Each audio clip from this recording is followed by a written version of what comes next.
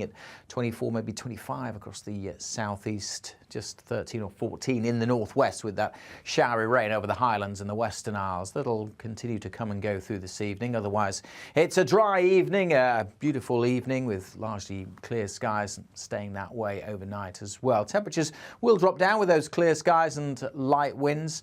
We'll keep some outbreaks of rain going across northern parts of Scotland. Into tomorrow, and it's a very similar day actually. We'll see again plenty of blue sky across England, Wales, much of southern and eastern Scotland, bit of showery rain across the far northeast, and always some rain at times close to the Western Isles and the west coast. Maybe a bit more cloud pushing into Northern Ireland with a small chance of a shower here, but we should see sunny spells in Belfast, and temperatures ticking up higher by tomorrow. We're looking more widely into the mid-20s across England and Wales, maybe 28 across the southeast. That's 82 in Fahrenheit. Again, cooler in the northwest where these weather fronts persist. The high pressure, though, still dominant for most through the rest of this week. As it ekes eastwards, hotter air arrives with temperatures set to peak across England and Wales on Friday, over 30 Celsius in some places. Tonight on GB News. At 6, it's Deebs & Co. 7 o'clock, Farage. At 8, join Mark Stein. And at 9, Dan Wootton Tonight, followed by Headliners.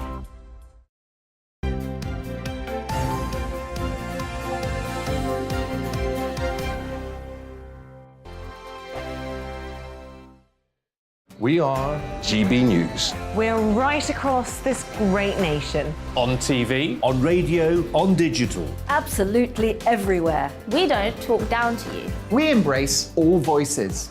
With honest and civilised conversation. We're not part of the establishment. We're one of you. And we're only getting started. Join us on GB News, the People's Channel. Britain's news channel. Every morning from 6 o'clock, we'll wake you up with GB News Breakfast with all the stories you didn't know from the night before. So whether it's serious news, entertainment, or your own views from all over our great nation, we're here to kick off your day with a smile. The national media should be reflecting and reporting what's happening here. You will notice the northwestern accents. Whether you're with us on TV, radio, or online, every morning, it's breakfast from 6 a.m. Hope you can join us. Join us for Ministry of Offence, the comedy panel show that's just like the news, in that the left fights the right and it doesn't really seem to matter who wins. We cover the big stories. It was in fact a troop of baboons and not angry vegans. I like that. And the really important stories. Fat naked cow gets stuck in swimming pool. It's a headline in a lot of local newspapers. Yeah. We're on the same team, Nick. Yeah, but I'm just helping you. Join us for Ministry of Offence, Saturday nights, 8 o'clock on GB News. I'm Dan Wootton. Join me Monday to Thursday from 9 to 11 for the feistiest and most fun news debate on TV, where free speech reigns. I'll bring you a sharp take on the day's biggest stories, bombshell newsmaker interviews, and A-list guests. And I guarantee you, no spin, no bias, no censorship, and no reason to go to bed. That's Dan Wootton Tonight, Monday to Thursdays from 9 on GB News.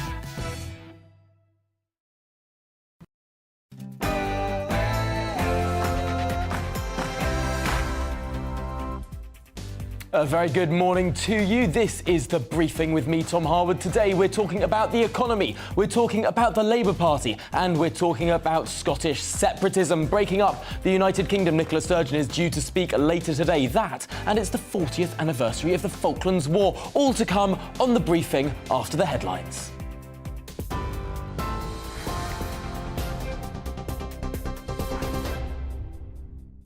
A very good morning to you. It is 9:32. I'm Rosie Wright, keeping you up to date on GB News.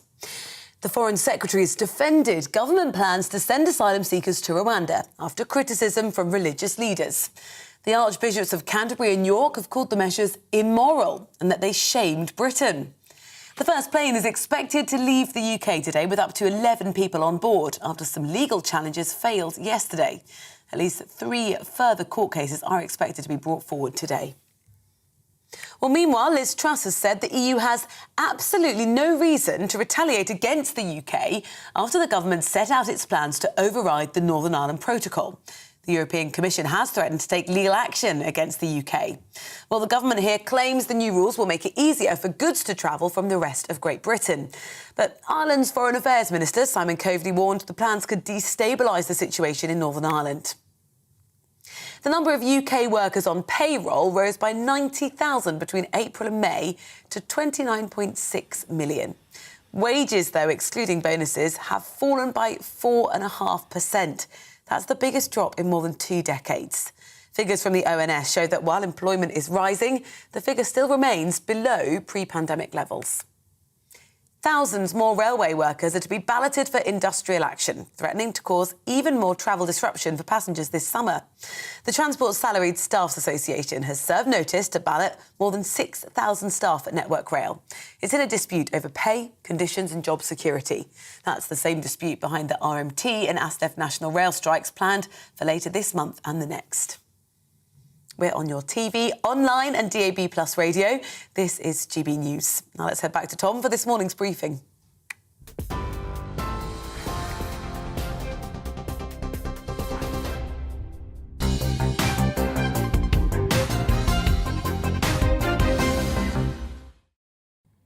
Good morning, it's 9:33 and this is The Briefing with me, Tom Harwood, on your TV and your radio.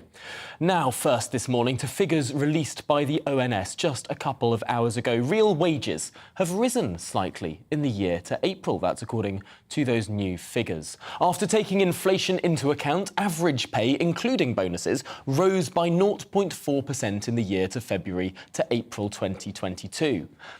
But that's not the full story. Excluding bonuses, average pay fell by 2.2% in real terms. This, of course, comes on top of yesterday's news that the UK's GDP has fallen for the second month running. In data that surprised economists, the economy contracted by 0.3%. However, looking into the detail, if we exclude the economic effect of the Test and Trace programme and indeed the vaccine programme, both of which were winding down, the economy, in fact, grew marginally by 0.1%, as we saw in that graph. So where does that leave us now? Well, joining me now is the British economist at Netwealth Investments, indeed former advisor to the Prime Minister Boris Johnson when he was Mayor of London, Gerard Lyons. Thank you for joining me this morning. Thanks for making the time.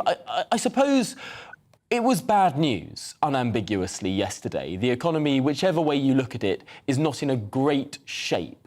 But what about the fundamentals? Because the Prime Minister's spokesman speaking to me yesterday said the fundamentals of the British economy are strong and that we're well placed to weather the strong headwinds right now. Is he right? Well, good morning. It's great to be on the show. Well, there's no doubt there's lots of positives about the UK economy. But at the moment, those positives are overshadowed by 2 immediate problems and challenges. One is the inflation challenge. That's very apparent and will be with us for some time. And the other challenge is that the economy looks like it's already starting to lose momentum. And the danger is that loss of momentum will continue as the post-pandemic rebound wears off and as policy tightening starts to feed through. So yes, there are positives, and indeed the labour market data this morning shows many jobs still being created. But despite that, the 2 big challenges we face are an inflation problem and a likely slowdown in the economy as the rebound wears off and as the policy situation sees further tightening. The government's been very keen to emphasise that it wants to be a tax-cutting government, that it wants to spur growth and economic activity through a lower tax agenda. Yet also it's saying that it wants to be very careful about when tax cuts may come, because I suppose to some extent they may be inflationary in and of themselves. How do they balance those 2 sides of that equation? All right, there's 2 issues here of monetary policy and fiscal policy. Monetary policy in terms of the Bank of England and interest rates and reversing their printing of money. Now, the Bank of England has in many respects handed the government a hospital pass because the Bank of England has mishandled monetary policy in the last year or so. Now monetary policy is being tightened with interest rates set to rise further. But monetary policy and fiscal policy are not like different ends of a seesaw. Because fiscal policy can ease doesn't mean monetary policy needs to tighten more, because monetary policy is going up doesn't mean fiscal policy needs to go down. And that leads on to the debate that you're asking about fiscal policy, which is government spending and taxation. The view at the Treasury, and I would say in number 11, and this is permeating, it seems, to the Prime Minister as well, is that you can't really go ahead with easing fiscal policy through tax cuts until you're convinced that monetary policy is working and that inflation is starting to peak and starting to come down. So there is now a lot of pressure, I would say, on the Prime Minister to reserve and keep in store the tax cuts for the future. My view, however, would be that the economy is already slowing and tax cuts should take place sooner rather than later. It is true that we are seeing a tax cut in some respects next month when allowances are going up. That's very good news. We are seeing some help to people in terms of helping them with their fuel bills. That's good news. But the squeezed middle, shall we say, and more generally across the economy, people are facing difficulty with their wages being squeezed. I think tax cuts there would help without exacerbating or making worse the inflation situation. So what sort of tax cuts should the government be looking at? Of course, they've already said that they want to cut income tax by a penny in the pound in 2024. Should that be higher? Should that be sooner? But also, they're going to be raising corporation tax next year from 19 to 25%. Quite an extraordinary rise in corporation tax. Should that be reversed? Now, we've seen some tax increases, as you've announced. At the same time, we've started to now see the Chancellor sensibly start to backtrack in some respects. He's had 3 fiscal boosts this year, and therefore that's starting to see some help provided to people. In answer to your question, let's split it into 3 different groups. One is temporary, timely and targeted help to those people most in need to help them with the current cost of living crisis. That's already happening. Some of it has yet to fully feed through. That's good news. The second area is help to offset the impact of higher fuel prices. Strangely, the government decided to go down the route of £400 to every household. I thought they should have gone down a different route, such as cutting VAT on fuel, cutting fuel duty, even temporarily suspending environmental levies or so. So something to offset the tax impact of higher fuel prices. And the third area is the one you're asking about, the more general situation. And there, I think the case is to cut income tax and to suspend next spring's planned increase in corporation tax. But the Prime Minister's position, backed by the Chancellor, is that they will not go for the income tax cut until they are convinced that inflation is trending down. And as yet, they haven't really committed to do anything to reverse next spring's planned increase in corporation tax. So some help already provided, timely, temporary and targeted. That's good news. They're trying to offset higher fuel prices. They're not doing it in the most effective way, in my view, and they could do more. And then the more broader picture about cutting income tax at some stage in the future and maybe not increasing corporation tax as is currently planned.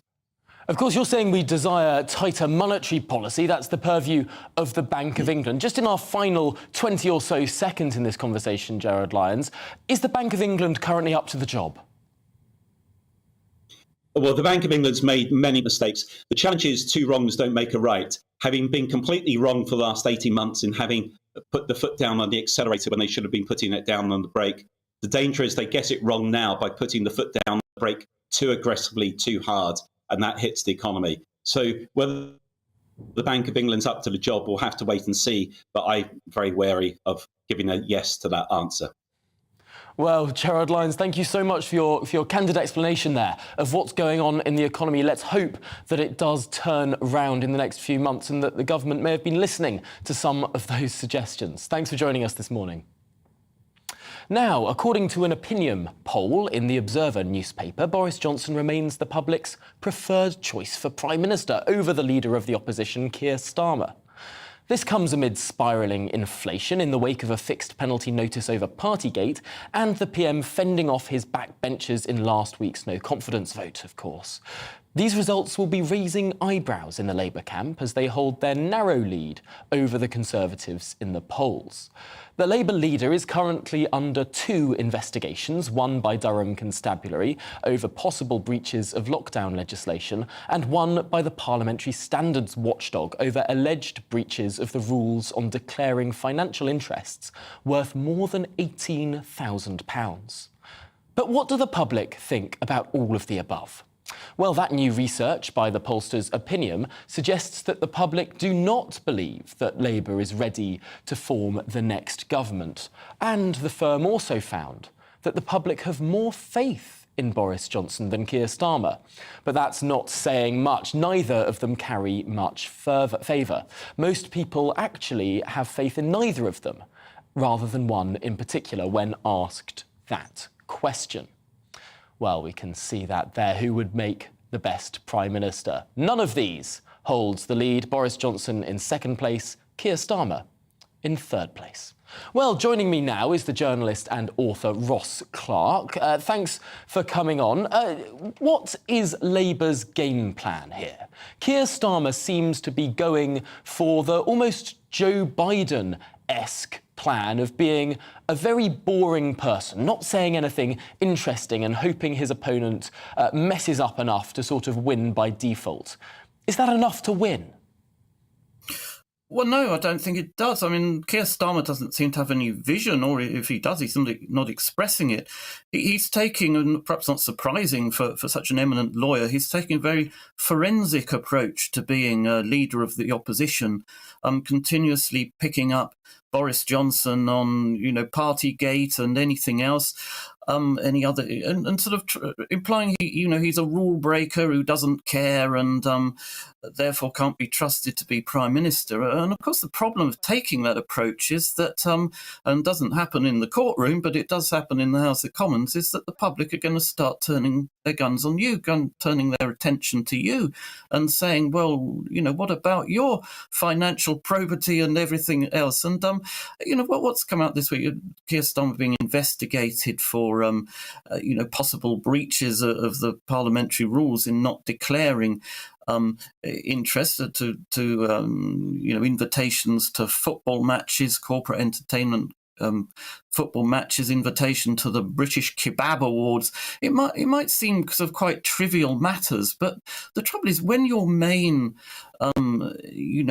armoury against the government is that the Prime Minister is breaking the rules. Well, it doesn't look good when you then start getting investigated yourself. And of course, when Partygate broke out, Keir Starmer didn't wait until Boris Johnson had been fined for breaking the rules. He came out straight away in January and said Boris Johnson should resign because he is being investigated by the police. Well, Keir Starmer is being investigated by the police. He's being investigated by the Parliamentary Commissioner for Standards. You start to ask, well, if he thought Boris Johnson should resign for being investigated for these sort of things, why doesn't he resign? Yes, it is extraordinary. It does sort of seem like the Labour leader has potentially set himself up to be hoisted by his own petard in these situations. Especially, I remember the arguments that were had over what might seem to be relatively trivial matters of curtains in the Downing Street flat. Well, tickets to the Kebab Awards or many football games don't seem to be a million miles away from a similar sort of thing. And I do wonder, I'm in two minds about this whole thing, because on the one hand, it does seem trivial. OK, his office might not be the most organised. He might be not declaring things in the way that he should be declaring things. That's an organisational issue. But on the other hand, that's exactly the sort of cry that he's levied against the Prime Minister. And you do sort of see that when the Prime Minister gets into a relatively minor scrape, whether it's standing behind the cabinet room table for slightly too long at the most miserable-looking birthday party I've ever seen photographs of in my life, if that becomes an issue of life or death for this government, if that leads to people standing up seriously in the House of Commons and calling for some sort of national government in response to eating cheap sandwiches around the cabinet room table, it does sort of bring all these other scrapes that the Labour Party leader's getting into perspective. Yeah, I don't think Keir Starmer would be in trouble. I don't think anyone would really bat an eyelid about being late to declare, you'd been to a football match and corporate tickets.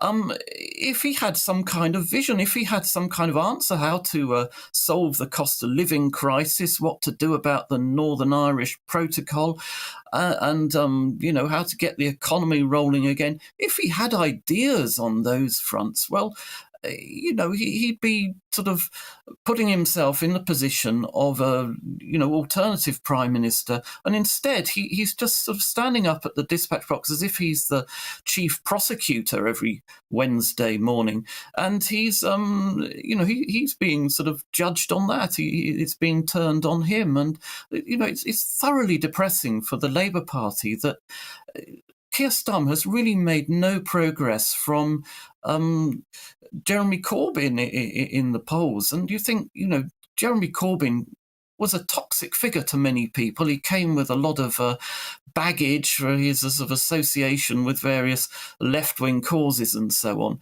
He was a huge sort of personal negative aspect for a great deal of voters in the centre, the sort of voters you need to win an election in Britain.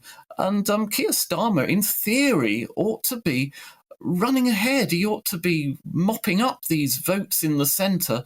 He's not associated with toxic left-wing causes and so on. But instead, when people are protesting against the government, and I think the government's going to suffer a couple of by-election defeats next week, very likely, the votes tend to be going to the Liberal Democrats. And it's not that the Liberal Democrats are going to form a government, but that's a sort of protest. And it's all too easy to see how, come the next election, probably May 2024 if it is, then, Conservatives recover and Boris pulls off a surprise election victory again. And that would be so thoroughly depressing if you're a Labour person.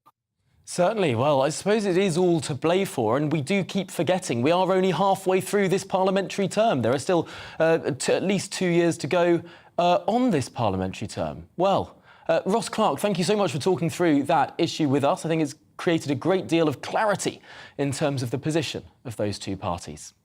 Well, now, today, Scotland's First Minister Nicola Sturgeon is set to launch a fresh campaign for Scottish separatism. She stated yesterday that she would be unveiling the first drafts of new papers setting out the case for dividing the United Kingdom. Nearly 8 years ago, in 2014, Scotland held its first referendum with 55% of voters saying no. But what will Sturgeon be doing differently this time around? She's mentioned they'll look at taxation and spending, defence, EU membership and trade. But how successful might she be? Well, joining me to digest these new plans is political commentator, former Scottish Daily Mail political editor and former communications director for Scottish Labour. Welcome to the programme. Thanks for joining us. I suppose the first question that I have to ask is why now? Why is Nicola Sturgeon making this speech this morning? Yeah, well, welcome to Groundhog Day in Scottish politics, Tom. Here we are again discussing constitutional issues. Why now? Nicola Sturgeon has obviously been committed to independence throughout her political career. She's trying to capitalise right now on emotive arguments. So we have a situation where the UK government under Boris Johnson is not popular in Scotland, and some of the policy actions that Boris Johnson is taking are not popular in Scotland. So Nicola Sturgeon is trying to capitalise on that and that emotive argument to persuade people to support independence. But the fascinating thing, Tom, is that, despite all these stars aligning for the SNP in terms of Brexit, which the majority of people in Scotland didn't vote for, and having Boris Johnson as Prime Minister, the polls show that there is still majority support for remaining part of the United Kingdom. Interesting looking at those polls, because there was a time during the peak of the COVID crisis when those polls started getting better for those who believed in breaking up the United Kingdom, who believed in partitioning our country. The polls did get better for Nicola Sturgeon, did get better for the SNP, did get better for separatism for a few months there during the peak of the COVID crisis. In fact, they got so good for the SNP that they started to say that it's the settled will of the Scottish people that they want to be a separate country to the rest of the United Kingdom. However, interestingly, once COVID has been getting into the rear-view mirror, as we've been emerging from the COVID crisis, it's unionism that's taken over in the polls. It's interesting you don't see the SNP talking so much about the settled will of the Scottish people anymore. I'm just really curious as to why they're pushing for this at this time, given they're behind in the polls. If a vote was held tomorrow, it's likely the United Kingdom would stay together. Yeah, you're absolutely right, Tom. The polls do suggest that. I think what we've had in COVID, Nicola Sturgeon was, everywhere. She was on your TV daily in Scotland. In the way you had UK government briefings every day, the Scottish government had its own briefings every day as well. So Nicola Sturgeon's popularity soared during COVID, and that came with a bounce, a short-term bounce for independence in the polls. What we've seen since the pandemic eased is a greater focus on domestic politics in Scotland. So the challenges around NHS waiting lists, which are incredibly long, the failure to close the education attainment gap, cuts to the police service, and huge issues on the trains in Scotland, which were recently taken into public hands. So there's a great deal of focus on that, and the government's record is under quite intense scrutiny. Of course, by announcing a new paper today on independence, the focus shifts to the SNP's comfort zone, and the media across the UK essentially lap that up. The BBC and ITV and others will be covering this breathlessly throughout the day. That's an interesting piece of analysis there, the idea that Nicola Sturgeon wants to move the conversation away from her own domestic failures. Although I suppose the issue of breaking up the United Kingdom presents other issues for Nicola Sturgeon, not least her position on independent nuclear deterrence, because of course the SNP for a very long time has been saying that it's against a nuclear umbrella, that it's against nuclear weapons being based in Scotland, and yet recently, given what's been going on in Ukraine, the SNP position has changed to be more supportive of NATO, which of course is a nuclear alliance in and of itself. NATO members, by being NATO members, agree to host potentially nuclear weapons within their own territory.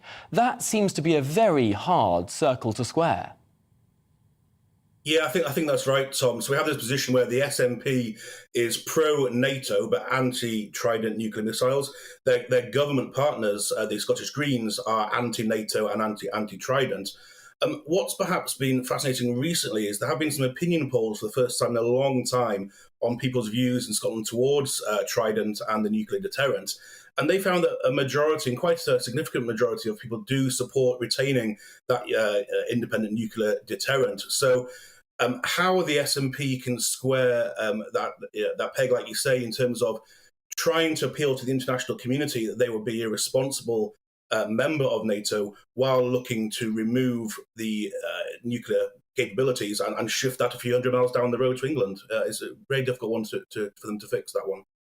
Fascinating to cite that poll, of course, because it does show that once again in this area, as in so many other areas in Scottish politics, the SNP and Scotland are different things. The SNP doesn't always speak for the people of Scotland. I suppose it's important to make that distinction. I'm afraid we've only got about 20 seconds left, but just a final point from you.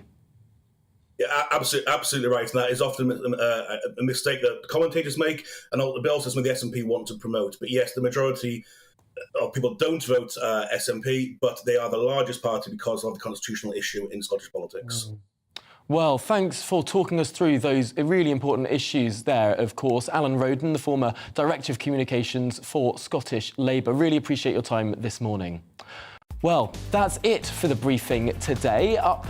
Coming up, it's To The Point with Mercy Muroki and Nana Akua. But first, here's the weather.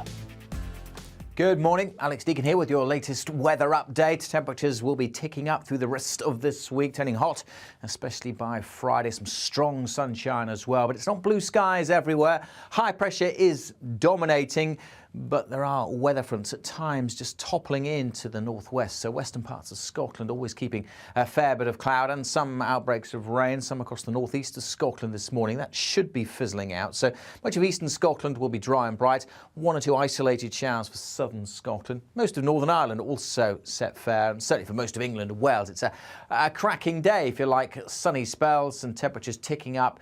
A coolish start out there right now, but temperatures by this afternoon widely over 20 degrees. degrees across the southern half of the UK, probably peaking at 24, maybe 25 across the southeast, just 13 or 14 in the northwest with that showery rain over the Highlands and the Western Isles. That'll continue to come and go through this evening. Otherwise, it's a dry evening, a beautiful evening with largely clear skies staying that way overnight as well. Temperatures will drop down with those clear skies and light winds. We'll keep some outbreaks of rain going across northern parts of Scotland. Into tomorrow, and it's a very similar day actually. We'll see again plenty of blue sky across England, Wales, much of southern and eastern Scotland, bit of showery rain across the far northeast, and always some rain at times close to the Western Isles and the west coast. Maybe a bit more cloud pushing into Northern Ireland with a small chance of a shower here, but we should see sunny spells in Belfast, and temperatures ticking up higher by tomorrow. We're looking more widely into the mid-20s across England and Wales, maybe 28 across the southeast. That's 82 in Fahrenheit. Again, cooler in the northwest where these weather fronts persist. The high pressure, though, still dominant for most through the rest of this week. As it ekes eastwards, hotter air arrives with temperatures set to peak across England and Wales on Friday, over 30 Celsius in some places.